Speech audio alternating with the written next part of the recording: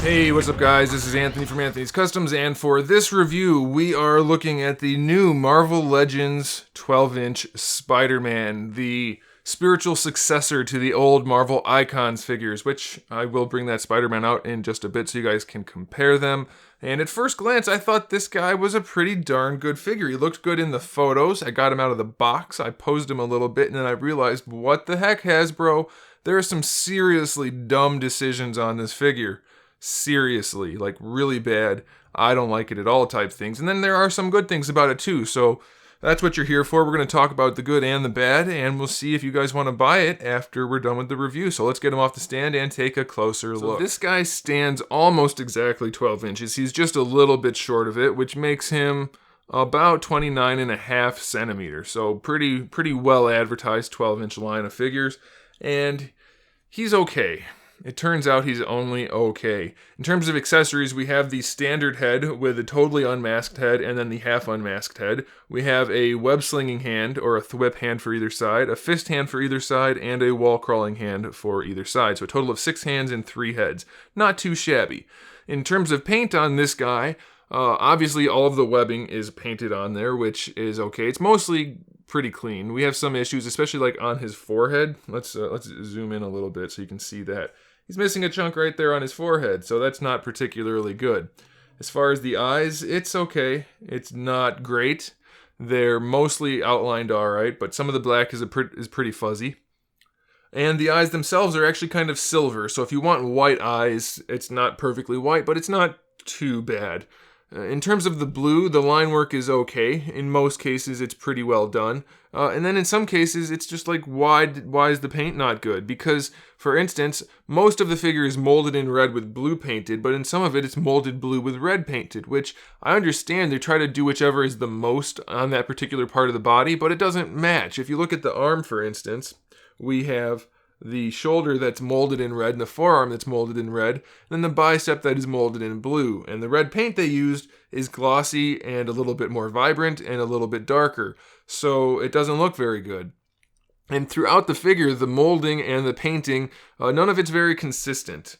Hopefully you can tell the shoulders are a little brighter than the torso, and then, like I said, the forearms and biceps are weird, and it's just kind of an eyesore. It doesn't look that good.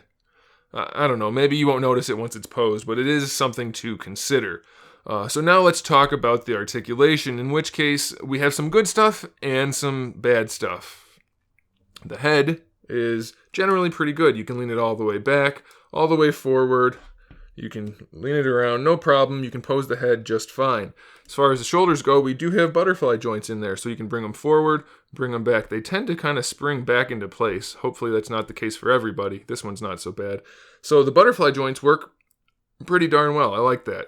Shoulders themselves, you can get them out all the way horizontally, just about anyway, so that's fine. They're going to rotate around, so no big deal there. We have our bicep swivel, so that's good. Double jointed elbows give us pretty good range. Nothing really to complain about there. The wrists obviously peg in so they swivel, and they have a hinge, so that's okay. The diaphragm joint up here allows him to lean forward. Well, here, we'll do it sideways so you can see. He can lean forward. He can lean, let's not use the ab crunch. He can lean back a little bit. And of course, it goes a little bit side to side, and you can rotate him around like that. And it's a good thing you can do that there because he has no waist twist, and that is a crucial flaw in this figure. It's terrible. It's, in my opinion, fatal. I'm not going to buy this figure because of this. He has an ab crunch down here, which leans really far forward, so that's good. It leans, although it looks really bad like that, but what are you going to do? And it leans really far back, so that's good, but no waist twist. The only twist is up here, and on a Spider-Man figure, it doesn't work, because let's say you bend him over, you want to put him in a pose, you can't rotate him properly because of the lack of a waist twist. He can't get in the right poses that you're going to want to put him in. The twist has to happen below the abdominal. He can never lean to the side now because of that. That's terrible. You can't do that.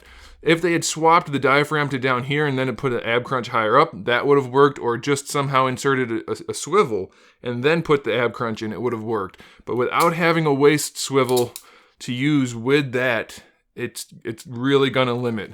So for instance, let's say you want to put him in a pose where he's like in a Spider-Man pose, for instance, because some people like to do that. So you want to have him thwipping. I know this isn't good. So that's generally the pose I would use. However, you would want the entire torso to rotate facing that way, but you can't. You can only rotate it up here, which makes him lean in this awkward angle. It very much limits how you can pose this guy, and I hate that. It's Spider-Man, and his torso is totally frozen in a forward-facing pose. That's not good. The only way this is useful enough is if you just have him in like a walking pose or something like that, and even then it doesn't work great. So that's definitely a problem. For the hips, we have our standard Marvel Legends style hips. They come all the way forward, no problem. They go even farther than normal, so that's a good thing. They don't go back at all, and they barely go out to the sides at all. How did they not learn their lesson from the other Spider-Mans that everybody complained about? We can't pose the hips, Marvel or Hasbro. We need to be able to pose the hips. And they said, nah, you don't. You don't. So they didn't, and that's what we got. No more hip articulation.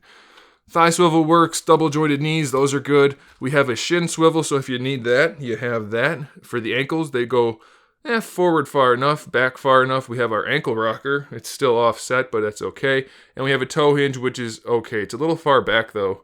It's not how most toes work, but it's okay. So all around, the articulation's fine, except for the torso and the hips, which are pretty problematic because the rest of the posing is going to depend on the torso and the hips. It's not a good situation. The other problem I have with this guy is the sculpt. He has no chest in relation to his torso. It's just slightly larger. I know Spider-Man's not supposed to be huge, but he's supposed to still have that V frame. He should have wider shoulders and chest than his hips, and the only reason he does is his shoulders. It doesn't have the right shape to it. His hips are a little bit wide, I think, or his chest is too narrow. Something's not quite right. In fact, that's actually what it is. The chest, if you look at the pecs stop right here, and then all of his rib muscles actually stick out farther than his pecs, which is not right. It's not good. Now, the other issue I have, which is another total game breaker, deal breaker, whatever, his web slingers, web shooters, are on his wrist. They're sculpted and painted, but they're on the inside part of his wrist, right here. So if you want to turn his hand to do the thwip pose, you can't. Did anybody at Hasbro not notice that if you pose him in a thwip pose, the web shooters aren't lined up? That's unacceptable. If they were going to make them permanent, they should have put them on the top, which is where they need to be for the proper pose, because more often than not, his thwip pose is like that. Right? That's how he does it. He doesn't do it like that as much, so it should be the other way. So that's a total problem. And then the last problem I have, if I'm not going to talk about the head, because the head does look a little bit weird. It looks a little strange. Maybe more realistic than it should even, but whatever. I'm not worried about that. I'm worried about this. When you line up the knee to everything else, it makes the feet stick out to the side a little bit. So it's just another sculpting issue, which is not good. The joints don't line up in such a way that the feet point in the right direction. It's not terrible, but it's not good. That's a minor thing compared to the rest. So all in all, I feel like they phoned it in again, which is pretty much what Hasbro's known for. Yeah, sure, we got interchangeable heads and hands, but the figure itself is really not that good. It's Spider-Man. He needs to be able to be posed. If the torso was fixed, if the hips were fixed, and if the web slingers, the web shooters were in the right spots, everything else could be easily ignored. But those things are problems, and they're very serious problems, so I can't overlook it. Also, his back is really messed up. I don't know how well it's going to show on camera, but the way the butterfly joints work on there, it's just, he's basically got a giant gap in his back. It doesn't look very good. All right, I'm done. I don't recommend it. I don't like it. I feel like they just screwed up too many things on it. Even look at the webbing on the top of the head. It's really stretched out. It looks like they just used Photoshop and stretched it around the head. Looks not good. All right, guys, I'm done. I say you don't buy it. Oh, another thing. I can't help it. There's just so many things. Most of the figure has pretty soft sculpting. I forgot to show you the other Spider-Man. I'm going to get that out too. Pretty soft sculpting. You can see there's really not much definition in the rib muscles and abs and the pecs and everything. It's pretty soft, except for the triceps. His triceps look like he doesn't have any skin or anything on him.